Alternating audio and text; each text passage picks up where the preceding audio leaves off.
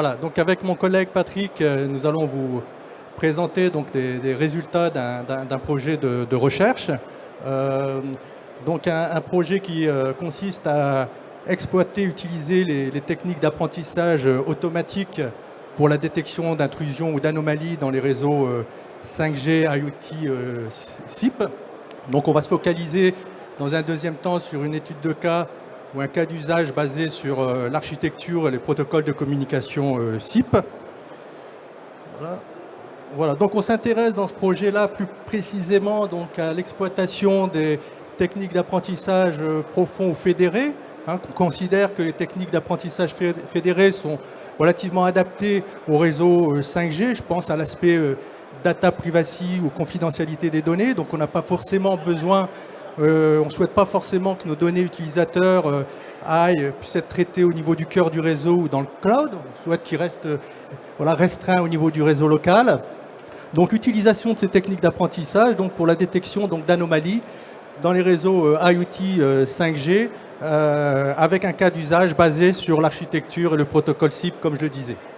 Donc c'est un projet qui est soutenu par la Banque publique d'investissement dans le cadre du projet France Relance. Donc c'est un projet qui allie à la fois des partenaires académiques, l'IMT, Eurecom, et des partenaires industriels, Thales, Ericsson. Donc les résultats du projet qu'on va présenter sont publiés. Donc si vous souhaitez avoir les références de l'article, eh bien, à la fin de la présentation, on pourra vous les donner. Donc c'est un projet, effectivement, ici vous voyez les membres de l'équipe. Donc c'est un projet essentiellement porté par Oussama Asbaï, donc qui est postdoc, Benjamin Allard, enseignant-chercheur à l'IMT Nord-Europe, Patrick Sondy, ici présent professeur, et moi-même professeur au sein de l'équipe ARTS, Autonomous Resilient Telecommunication System, du série Système numérique, série Centre d'enseignement, recherche, innovation de l'IMT Nord-Europe. On ne présente pas l'IMT Nord-Europe, ça a été présenté par ma collègue Akima juste avant. Voilà. Voilà, donc la présentation se fera en deux parties. Je présenterai donc le contexte de l'étude et dans un deuxième temps, Patrick présentera donc les résultats de ce projet de recherche. Donc voilà, en quelques mots, donc le contexte. Donc l'Internet des objets est un environnement réputé contraint, d'accord. Donc contraint en termes de puissance de calcul, de stockage de la donnée, d'accès ou de consommation énergétique. L'Internet des objets est caractérisé également, comme on l'a dit tout à l'heure, par une multitude, une densité, une grande variété de capteurs et d'actionneurs. L'actionneur, c'est en général des relais de contrôle et de commande. Par exemple, un relais de contrôle d'une chaudière qui va contrôler la chaudière à partir d'une température ou d'une donnée qui est fournie par un capteur de température. Donc tous ces objets, effectivement, sont connectés à travers différentes technologies de communication radio. Et ce réseau donc, est connecté au cœur du réseau, généralement à travers une passerelle pour accéder donc, aux applications IoT qui tournent dans le cloud. Donc un certain nombre d'opérateurs, je ne citerai pas le nom, proposent des services IoT dans le cloud. Alors ces différentes technologies radio qui permettent de relier ces objets connectés, eh bien, on en a aussi une grande variété. Donc là, on voit l'hétérogénéité à la fois des objets, mais aussi des technologies radio utilisées pour interconnecter ces différents objets. Donc ça tout dépend en fait de la couverture radio recherchée et du débit en fait recherché. Donc ça va de la technologie RFID, donc pour une portée de quelques mètres à quelques kilobits par seconde, jusqu'en haut à droite, donc les réseaux 5G pour des distances de plusieurs kilomètres et des débits de plusieurs centaines de mégabits. Et entre les deux, on a des technologies intermédiaires, donc essentiellement LoRaWAN, Sigfox ou Wi-Fi. Donc une grande variété de technologies radio connectées. Alors les réseaux 5G sont, comme vous le savez, un véritable catalyseur pour les services IoT. Donc les réseaux 5G permettent de satisfaire différentes classes de services IoT, tout dépend de leurs contraintes. Donc on a les services qu'on appelle URLLC, voilà, donc Ultra Reliable Low Latency Service, donc pour satisfaire des services IoT qui ont des contraintes de latence de l'ordre de la milliseconde, un taux de disponibilité de 7,9, voyez, donc c'est pour satisfaire des applications critiques de sécurité publique, télémédecine, communication véhicule à véhicule. Ensuite, une deuxième classe de services, donc Massive Machine Type Communication. Donc là, c'est essentiellement une classe de services fournie par le réseau 5G pour satisfaire des contraintes de densité d'objets connectés, donc jusqu'à 1 million d'objets connectés au kilomètre carré. Voilà, une durée de vie de la batterie de plusieurs dizaines d'années et puis une puissance à la source relativement limitée. Donc pour satisfaire là aussi des services de type voilà, Body Area Network, donc des objets donc, connectés, mondes connectés qui permettent de fournir des informations de santé, voilà, ville intelligente, maison intelligente. Et ensuite, une troisième classe de services où là, on va chercher plutôt à satisfaire un débit élevé et une mobilité relativement faible, forte. Donc pour tout ce qui est vidéo en mode streaming avec une mobilité élevée, donc de l'ordre de 500 km par heure. Vous voyez, donc trois classes de services adaptées aux services IoT. Voilà, alors pour satisfaire cette contrainte de latence, qui est une contrainte assez forte pour certains services IoT, eh bien effectivement au niveau du réseau 5G, on va essayer de mettre le traitement et le calcul au plus près de l'utilisateur. Hein, donc ici au niveau de la périphérie du réseau, au niveau du edge, pour pouvoir être le plus proche possible de l'application et donc limiter la latence. Et puis pour les autres types d'applications, eh bien on va remonter ce traitement et ce calcul peut-être plus en amont. Voyez. Voilà, alors les protocoles maintenant qui vont permettre donc, à ces objets de s'interconnecter, de s'interopérer, ben, il y en a une multitude, donc principalement CoAP, MQTT, mais également le protocole SIP qui est un standard du 3GPP. C'est un protocole qui est essentiellement utilisé pour supporter des services de type communication mais aussi interaction. Alors on voit que ce protocole-là en fait coche toutes les colonnes, donc il est capable de supporter une pile de transport fiable, SLS, TLS, ou des piles de transport moins fiables, TCP, UDP, SCTP. Il est capable de supporter des services de type publication, souscription ou notification à des événements de type IoT.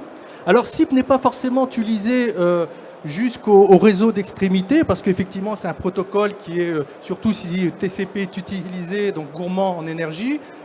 Les messages SIP sont des messages au format texte qui sont relativement longs, donc pas forcément compatibles avec les contraintes, donc, mais par contre peut travailler avec CoAP et MQTT à travers des passerelles. Et il y a même des travaux qui proposent d'adapter le protocole SIP au contexte de l'IoT. Donc c'est par exemple CoSIP, qui n'est pas encore déployé aujourd'hui, mais qui permettrait d'avoir le protocole de bout en bout, ce qui limiterait les problèmes.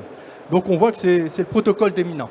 Alors sur ce slide, on voit les principales vulnérabilités et attaques associées à l'environnement IoT, aux environnements IoT. Donc la principale vulnérabilité attaque associée, donc c'est l'attaque de type déni de service, donc qui consiste à saturer les ressources du serveur pour rendre le service inaccessible. Donc nous, dans ce cas-là, on s'est focalisé sur une attaque particulière pour illustrer les propriétés intéressantes des techniques d'IA, qui est l'attaque de type SIP Invite Flooding. Voilà, donc on s'est placé à ce niveau-là. Alors effectivement, c'est une attaque qu'on considère principale, parce que l'attaque de type DOS, elle peut concerner la couche physique. Vous voyez, donc ça consiste ici à empêcher par exemple un objet de se mettre en mode veille. Donc c'est ce qu'on appelle le Denial of Sleep Attack. Mais cette attaque peut aussi avoir lieu au niveau de la couche Mac pour saturer le réseau, ou la couche application pour saturer le serveur. Donc c'est une attaque qu'on va retrouver au niveau de toutes les couches réseau. Voilà. Alors, parallèlement à ces vulnérabilités, eh bien, on a des IDS qui vont permettre donc justement de détecter des anomalies ou une intrusion dans le réseau. Alors pareil, là on peut donner une classification des IDS en fonction de leur de la source de données qui sera collectée et analysée pour extraire, donc interpréter les données. Donc vous avez des IDS qui utilisent en fait les données sources du réseau ou les données de l'utilisateur ou du terminal à partir des fichiers de log. On peut aussi classer les IDS en fonction de la technique des détections.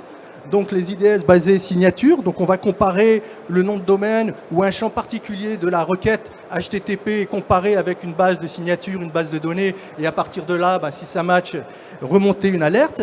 On a également donc des IDS basés là plus sur donc des techniques d'apprentissage. Donc là, ils vont essayer d'analyser le trafic pour déterminer finalement un profil normal,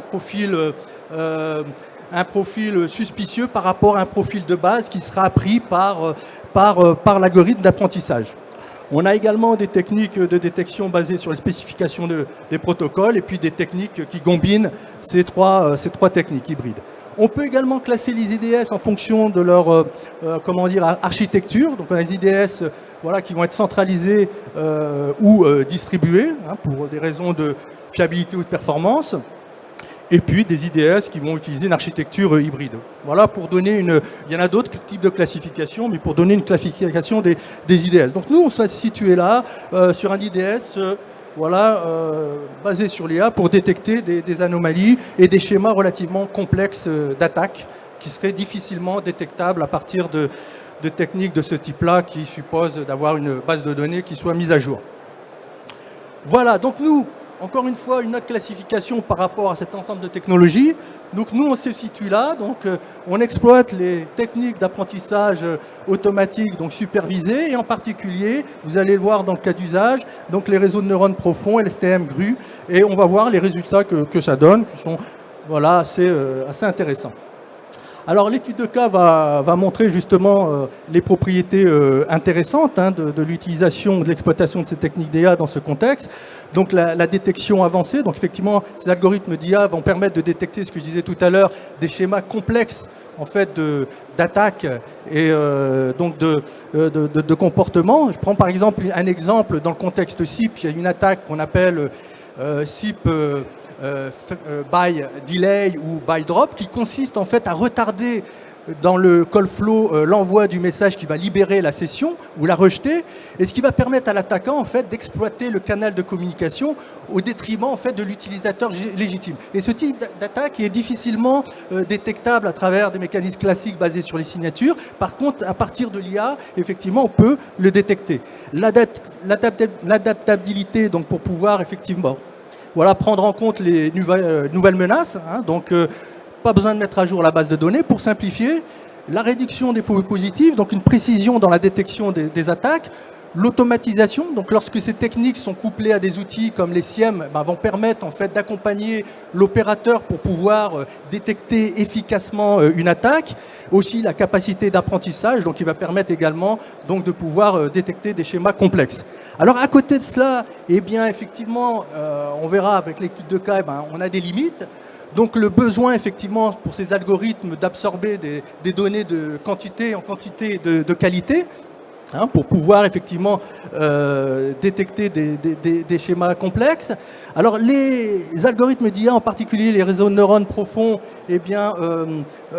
posent un problème d'interprétation, ce qui peut compliquer en fait parfois l'explication, compliquer l'interprétation ou plutôt la compréhension des décisions prises par les modèles d'IA. Donc on verra avec GRU par exemple. La complexité et le coût en termes effectivement d'apprentissage, de décision et d'inférence, donc un coût qui parfois peut être pas compatible, non compatible ou incompatible avec les contraintes liées à l'environnement de l'IoT. Je vous disais tout à l'heure, traitement, puissance de calcul limitée, stockage limité, consommation énergétique limitée, et parfois c'est en opposition avec ces algorithmes qui nécessitent effectivement une complexité et du calcul CPU important. Alors là, on parle plutôt de sécurité des modèles d'IA, donc effectivement, ces modèles sont vulnérables aux attaques. Et puis, effectivement, ces modèles ont besoin, dans notre contexte très dynamique, avec une variabilité des données qui peuvent être fortes, le modèle doit être mis à jour régulièrement, effectivement, pour pouvoir s'adapter aux environnements IoT qui sont très dynamiques. Alors, pour illustrer tout ça, mon collègue Patrick va vous présenter donc l'étude de cas et les résultats. Voilà, je lui passe la parole, j'espère que je n'ai pas trop débordé, cher ami. Voilà. Bien. Donc, je vais enchaîner sur la présentation de l'étude de cas. Alors, je vais essayer de passer vite L'objectif va être justement de montrer comment on a géré chaque étape de l'alimentation des données pour pouvoir construire le modèle et comment est-ce qu'on a guidé le modèle pour qu'il puisse obtenir ces résultats. Et on fera une petite analyse des résultats et on fera un petit retour sur ce que nous avons constaté de cette expérimentation. Donc, je passe sur la partie 5G puisque mon collègue Ahmed a déjà largement abordé la question. Donc, comme nous avons visé, en fait, nous avons ciblé le protocole SIP pour faire cette étude des cas sur les attaques des DOS. Nous nous sommes basés, donc, en fait, le fonctionnement de SIP, vous avez un client qui va donc adresser un message d'invite à un serveur et ensuite il s'ensuit une série de réponses du serveur vers le client et le client envoie un message d'ACK pour déclencher la session d'échange de données. Et lorsque la session d'échange de données est terminée, donc il y a un message du client vers le serveur pour libérer la session et ensuite la session est libérée proprement. Et donc tous ces échanges sont codés comme donc du message texte à l'intérieur des messages SIP échangés. Et en fait, la variabilité et la quantité des messages échangés plus la variabilité des entêtes fait qu'il est assez compliqué de faire un analyseur assez simple qui puisse prendre en compte toute la variabilité des messages qui pourraient être échangés dans le cadre d'un protocole SIP en fonction du contexte dans lequel il est déployé. Donc, nous nous sommes dit que justement, essayer de partir sur une méthode d'apprentissage automatique permettrait de, grosso modo, maîtriser cette complexité et fournir un analyseur qui serait un peu plus efficace. Alors, regardons un peu donc, comment est-ce que nous avons construit cet analyseur. Donc, je passe pour aller vraiment au cœur de la présentation de la technique. Donc, pour pouvoir créer les données pour alimenter notre détecteur de DOS, il nous fallait des données de vraies sessions SIP. Alors, vous connaissez la sensibilité des entreprises par rapport à leurs données, mais il existe sur le marché des simulateurs qui vous permettent de générer du trafic SIP. Donc, nous avons utilisé l'outil SIP-P qui est un outil ouvert et que nous avons légèrement modifié dans son code pour qu'il puisse nous générer une très grande quantité de messages SIP légitimes. Et nous avons utilisé un outil qui s'appelle MrSIP, qui est un outil donc, qui génère du trafic SIP, mais modifié pour représenter du trafic représentant des attaques. Ce qui nous a permis de construire une base de données comportant à la fois des messages qui sont des messages SIP légitimes par rapport à une infrastructure de réseau données et une très grande quantité de données similaires pour des messages SIP qui représentent en fait des messages d'attaque. À partir de cette base de données qui a donc été équilibrée, mixée, etc., nous avons obtenu une base de données d'apprentissage. Alors, mon collègue Ahmed parlait par exemple de l'élément temporalité qui est fortement exploité donc, dans les attaques de type DDoS.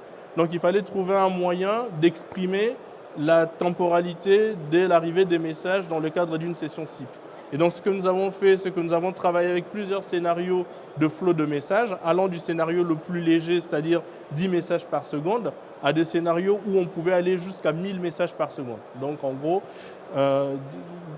pour caractériser un flot de messages, nous avons défini une notion qu'on a appelée la notion de séquence. Et pour nous, donc, une séquence, c'est une succession de la plus faible fréquence de messages, c'est-à-dire 10 messages. Et donc, lorsque nous observons 10 messages qui arrivent, qui proviennent de la source de données, parmi ces messages, il y a probablement des messages d'attaque et des messages légitimes.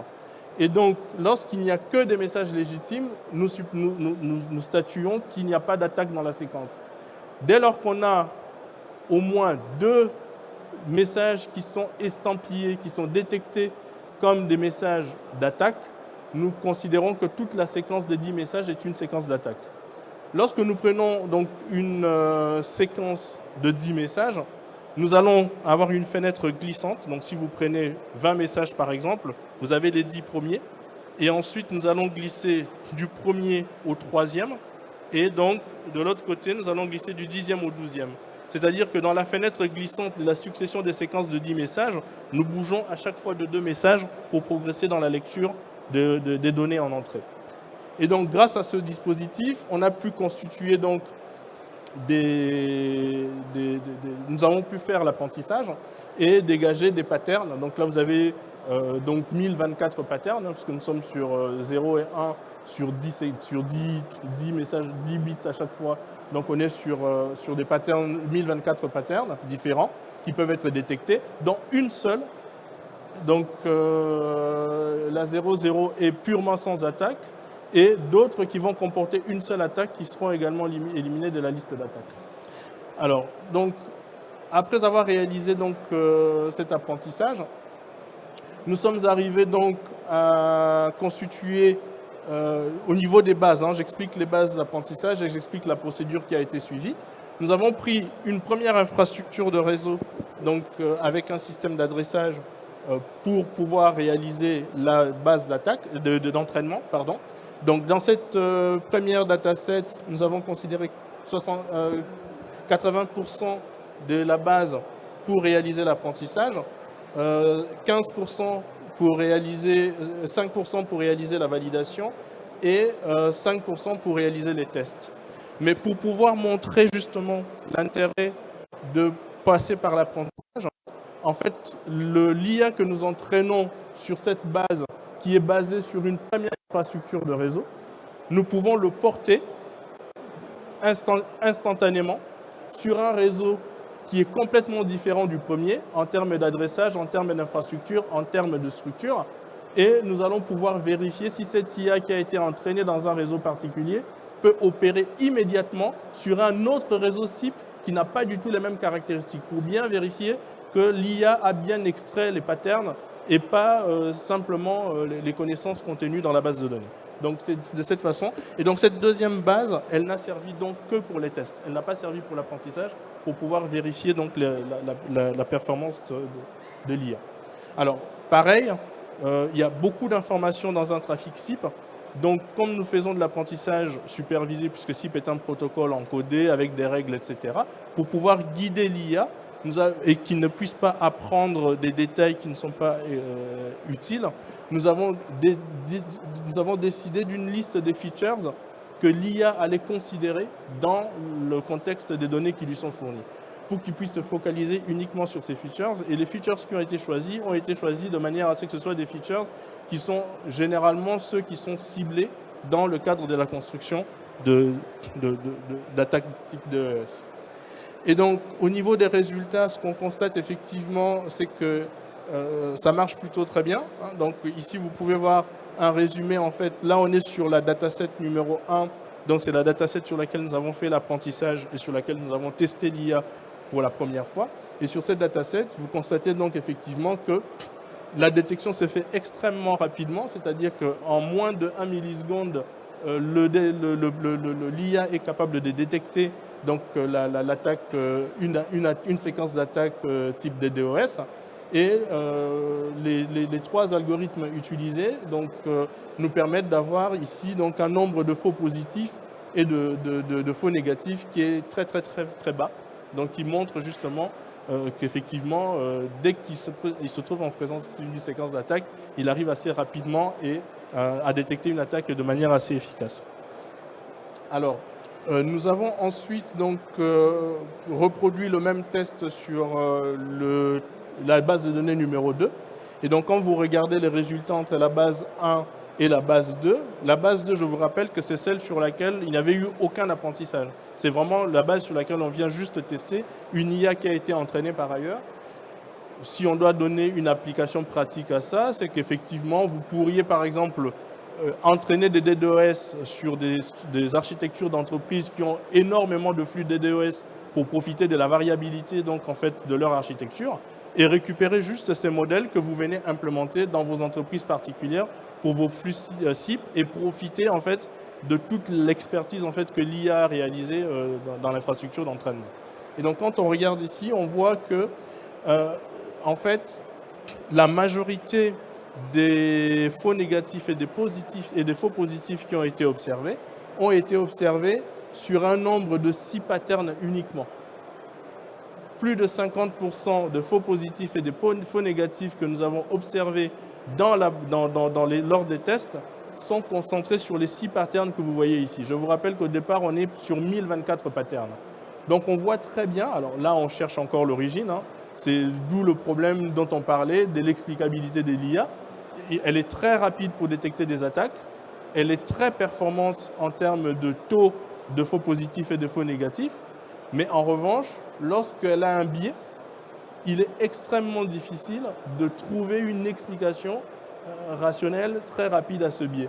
Là, vous avez 1024 patterns et nous avons plus de 50% de faux positifs qui se concentrent sur ces 6 patterns-là.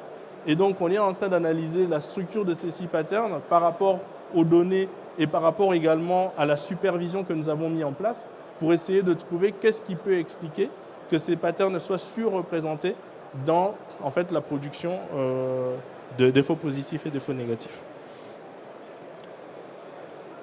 Donc, ce que nous souhaitons faire dans les jours à venir, c'est donc réaliser une évaluation de ce SIP DDoS sur une réelle infrastructure où on a une très grande quantité de trafic SIP dans un contexte opérationnel.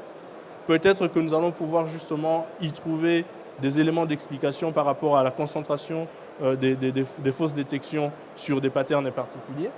Et en deuxième objectif, nous voulons également explorer l'apprentissage fédéré dans le contexte de cet apprentissage. L'idée étant qu'une infrastructure SIP n'est pas une autre et que si nous pouvons factoriser les apprentissages faits entre différentes infrastructures via une architecture d'apprentissage fédéré, peut-être qu'on peut aboutir à la coopération en fait, des infrastructures de DDoS au niveau des architectures SIP pour augmenter en fait, l'efficacité des systèmes de détection réalisés. Voilà, je vous remercie. Ahmed et Patrick, merci beaucoup pour cette présentation.